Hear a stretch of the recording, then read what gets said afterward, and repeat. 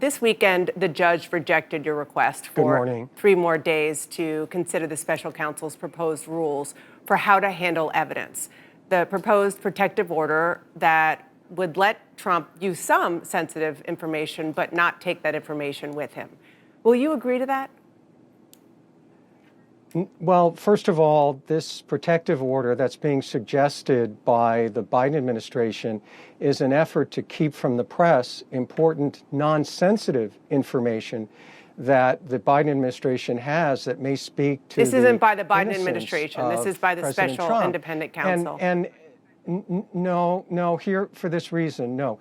The independent counsel, it's not independent, it's special counsel, has to get the approval of Merrick Garland in order to go forward.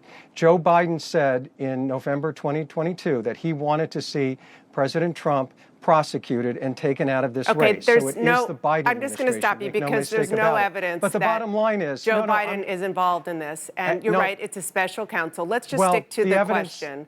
Do you believe that this is something that you'll agree to? The point is that we will not agree to keeping information that's not sensitive from the press. The press and the American people in a campaign season have a right to know what the evidence is in this case, provided that this evidence is not protected otherwise. So we're going to oppose it, as we have. But for whatever reason, these lawyers on the prosecution team want to keep that from the press. Well, won't the evidence come out in trial anyway? That the press, some of it will, not all of it. I'm shocked that the press isn't lined up objecting to this protective order, because not only is President Trump being attacked for his First Amendment rights, now these prosecutors are trying to impinge on the freedom of the press. Okay, let's stick to, I appreciate you trying to stick up for us. Happening. I'm telling you. I appreciate you trying to stick up for us, but let's talk about the actual I'm telling you what's going on right now. Substance of what they were trying to do in the filing, which was try to make the point not only that they want to keep the discovery information, what the witnesses said, for the time being quiet. But also, he made pretty clear, the special counsel, that the idea that the former president is calling him deranged and mentally ill is something that maybe shouldn't be happening. So let me ask you, as his attorney in this criminal case, do you want your client to stop speaking publicly like this? Using terms like that. This case was brought by the Biden administration in the middle of a political campaign, and with the realization that people are out there campaigning for office. I'm not involved in the campaign. I'm involved in representing. Totally understand. Mr. You're Trump not his campaign manager. You are his lawyer. As his lawyer, would you want a client to say things like this about the special counsel? One thing that we are going to do is fight this very, very unusual, outside of the bounds, criminal prosecution of First Amendment rights vigorously in court. My focus is on addressing the issues. One of the issues that the Biden administration will have to prove beyond a reasonable doubt is that Donald Trump had corrupt intent, had criminal intent when he protested the results of the 2020 election. That's core freedom of speech. That's core let's talk about this. You've talked about freedom of speech under our Constitution. You've talked about freedom of speech a lot. I want you to listen to what Donald Trump's own former Attorney General said about that argument. I really don't think that's a valid argument. He can say whatever he wants. He can even lie. He can even tell people that the election was stolen when he knew better. Free speech doesn't give you the right to engage in a fraudulent conspiracy. Your response? Well, first of all, there was no fraudulent conspiracy. That's part of the reality of the defense. What President Trump was entitled to do, and what Mr. Barr misses, and I'm not sure he's read all the cases, but when it comes to political speech, you can not only advocate for a position, but you can take action, you can petition, you can ask even your vice president to pause the vote for a period of time in order to allow the states to recertify. But you can't break the law, which is what this indictment alleges. What was it? It alleges that he caused actions like approving fake. What was it? I'll tell you what the indictment says. The indictment says that he attempted to cause actions like approving fake electors opening sham fraud investigations, and obstructing the certification of the election. Whether he can prove that, that's going to happen in the trial. I'm just saying what's in the indictment. Yeah, but right, and let me take the first thing, the question about electors, okay? Alternate electors are used in every 4-year cycles, okay? The Senate parliamentarian acknowledged to Vice President Pence that they always receive protest alternate electors.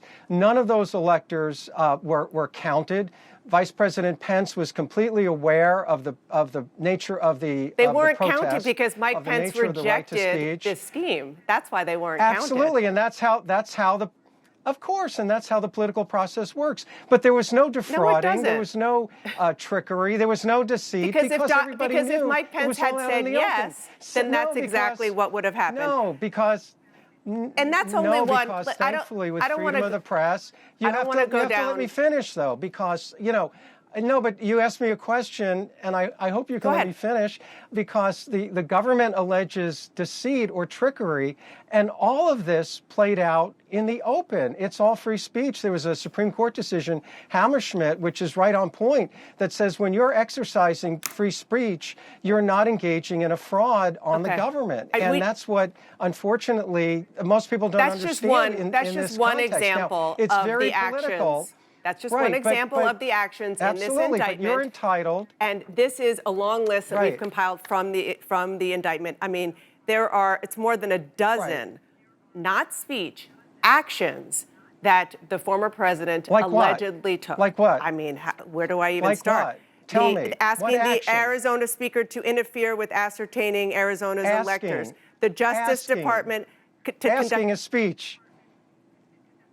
But any alleged asking is speech. But any alleged almost all alleged criminal activity has to do with using words and as speech. No, and that's listen. What you don't this is obviously the defense that you're going to use, and it will be fascinating to see how it works out in a court of law. I want to move on to another issue. No, I got to tell you though. But you make an interesting point, because you're saying that asking is action. No, asking is aspirational. Asking is not action. It's core free speech. The press should be defending free speech in this case. Let's talk about something else that you've repeatedly said, and that is that the former president ultimately asked his vice president only for a pause in the electoral count. Right. But it followed. That was one of the things. Ultimately, the final ask. Right. Okay. The final ask in the ellipse speech was that, which President Trump was following the advice of his lawyer. Okay. The word ultimately, I've heard you use many times. The word ultimately is doing a lot of work in that sentence. I know you're intentionally using the word ultimately because at that point, ultimately because it's the truth. I know. You're right. It is the truth, because at that point he was asking for a pause, but it's only because for many other asks before that, what the former president was asking Mike Pence to do was to completely stop it and reject it. And that is the point that Mike Pence is making. It's that it got to the point where he said pause because Mike Pence says, I'm not going to reject it. Sure. Okay. So what we have, and many people don't understand this, is a memo from John Eastman, an esteemed constitutional scholar, laying out a number of scenarios. Those scenarios were presented to Vice President Pence. He considered them, and as a constitutional matter, he rejected them. One of the last and the ultimate requests that President Trump made was to pause the voting for 10 days to allow the states to recertify or certify or audit, and Mr. Pence rejected that as well. After that, there was a peaceful transition of power. So that's how the constitutional works. Okay. What happened on January 6th was not peaceful. I want to ask you something about John Eastman, because you've talked a lot about how he's a respected constitutional attorney. The transfer of power was certainly peaceful. Did you see what happened on January 6th? Did that look peaceful? And by the way, did you? I'm not saying that was in any way inappropriate, but the ultimate power of the presidency was transferred to Mr. Biden. I just want to quickly ask about John Eastman. John Eastman said, according to this indictment, that he actually, even when he was talking to the vice president's counsel, that he thought that his plan to reject the slate of electors would be rejected by the Supreme Court.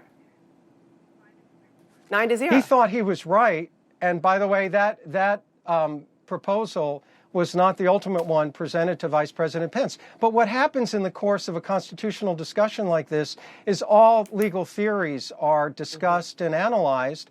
And once again, what President Trump was doing is within the reality and the realm of free speech. He's asking his vice president, what about taking this course of action?